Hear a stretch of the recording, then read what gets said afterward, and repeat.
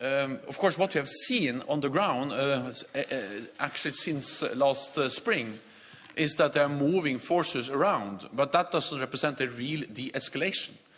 And we're also seeing that sometimes they move into a position with combat-ready troops and a lot of heavy equipment. And then they take out some of, or perhaps even most of the troops, but they leave the equipment behind. And then they can very quickly reinforce and move all the people back, all the troops back again if needed. So the movement of forces, the movement of Russian capabilities doesn't represent real de-escalation.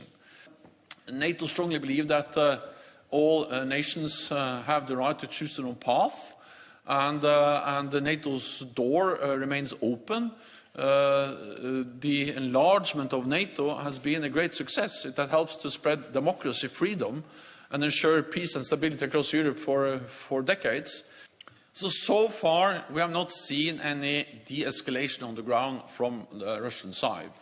Over the last weeks and days, we have seen the opposite, a continued military build-up with more troops, more battle groups, more high-end capabilities, artillery, air defense, missiles, and a lot of support elements that makes it possible for Russia to move into Ukraine for a full-fledged invasion or a more limited military incursion with hardly any warning time at all.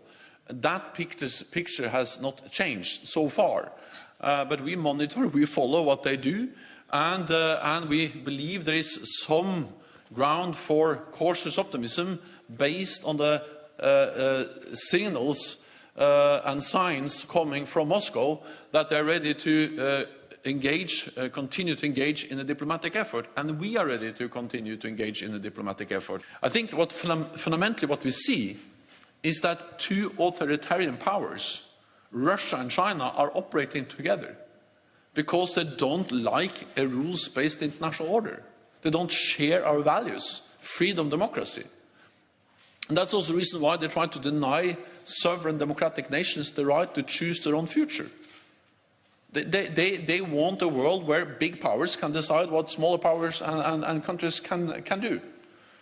So this is about fundamental principles, whether free, independent countries can choose to be part of an alliance as NATO, or they can choose to stay out. We should respect it anyway.